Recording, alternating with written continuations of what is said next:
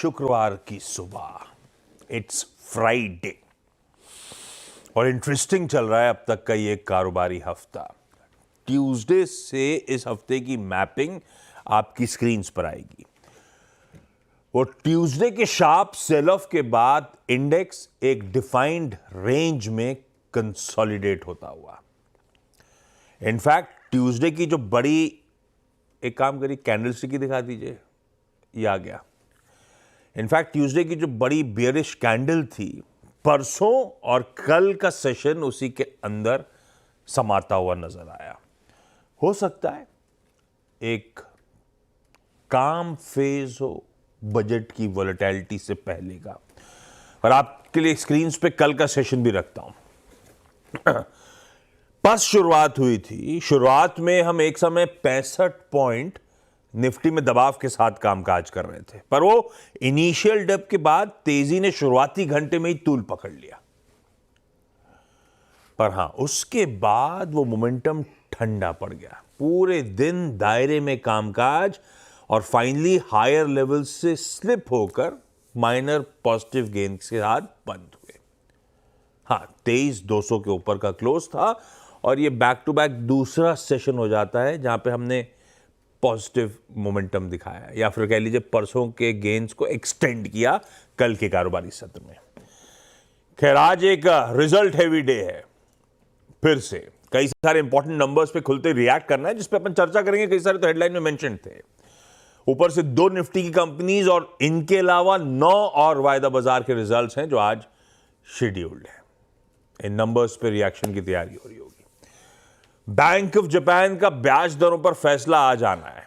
उससे पहले कुछ ट्रेड बैलेंस के नंबर स्क्रीन्स पर आ रहे हैं, पर वो मोटा मोटी 8 बजे अपडेट्स आने शुरू होते हैं, 8:30 बजे ब्याज दरों पर फैसला आता है। लेकिन कोई प्रिसाइज टाइम है नहीं उनका, लेकिन हमारे मार्केट खुलने से पहले बीओजी का एक्शन शायद हमारे सामने आ चुका हो। रिएक्ट करना है कल शाम को जो यूएस जॉबलेस क्लेम्स के नंबर्स आने थे उस पर।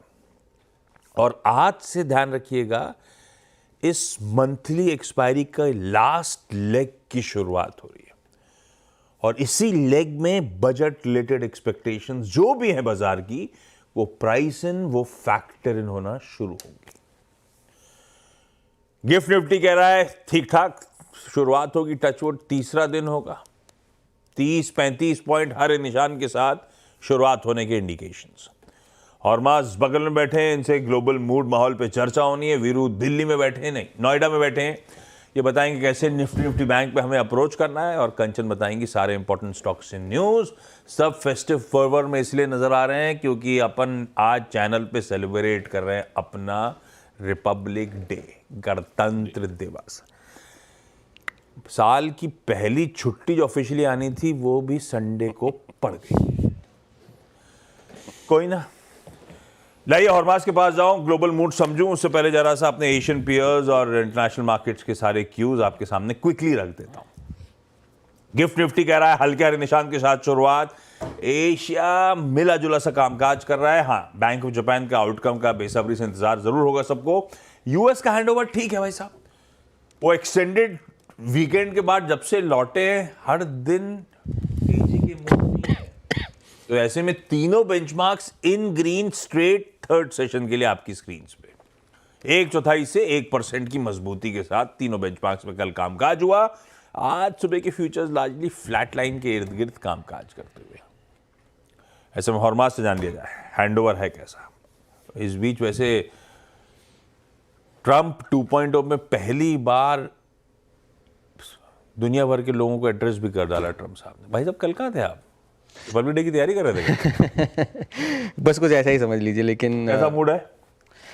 मूड आपको बताऊं, उससे पहले तो डोनाल्ड ट्रंप ने कल जो संबोधन दिए हैं उससे जो काफ़ी सारी बातें निकल कर आई है, उस पर आपको बता दूं कि कल क्या क्या हुआ। वर्ल्ड इकोनॉमिक फोरम में कल डोनाल्ड ट्रंप ने, जैसे आपने कहा, दुनिया भर के सीईओज़ को संबोधन किया और उनकी एक बात थी कि आप अमेरिका में निवेश करिए तो हम आपको 15% कॉर्पोरेट टैक्स देंगे, वरना आपको टैरिफ देंगे।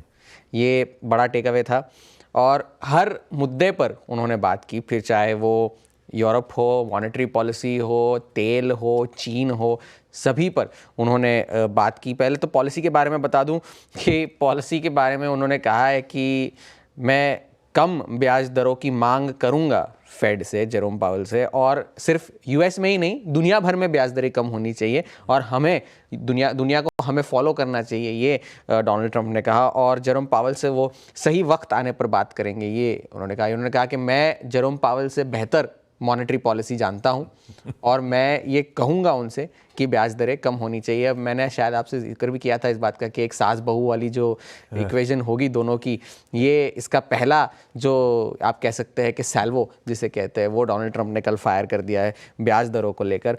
चीन के बारे में भी उन्होंने कहा, उन्होंने कोई ऐसी आक्रामक बात नहीं की चीन को लेकर। उन्होंने यही कहा है कि हम एक इक्विबल या एक बराबरी का रिश्ता चाहते हैं चीन से, कोई ऐसी बड़ी मांग तो हम कर नहीं रहे हैं। और मुझे शी जिनपिंग जो है राष्ट्रपति चीन के, वो बड़े पसंद है, मगर हमारे रिश्तों में खटास जो है वो कोविड की वजह से आई थी, मगर हम फिर भी अपने जो डिफरेंसेस है उन्हें साइड पे रखते हुए एक साथ काम करने के लिए हम तैयार हैं। तेल की कीमतों के बारे में भी उन्होंने यही कहा कि सऊदी अरब और ओपेक से मैं बात करूंगा कि तेल की कीमतों को कम किया जाए।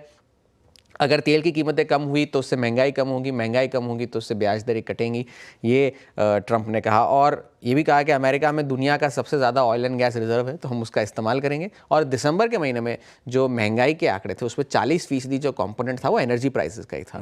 तो ये एक बात की वजह से भी तेल की कीमतों में कल गिरावट आई। ब्रेंट जो है अब $78 के पास आ चुका है। इस हफ्ते ही 5% की गिरावट तो हमें देखने मिली, बावजूद इसके कि यूएस के स्टॉक पाइल्स जो है, जब वो कह रहे हैं ड्रिल बेबी ड्रिल, लेकिन यूएस के स्टॉक पाइल्स 9वें हफ्ते गिरे हैं। इन्वेंट्रीज जो है इस महीने 5 साल की सीजनल एवरेज जो है उससे भी कम है।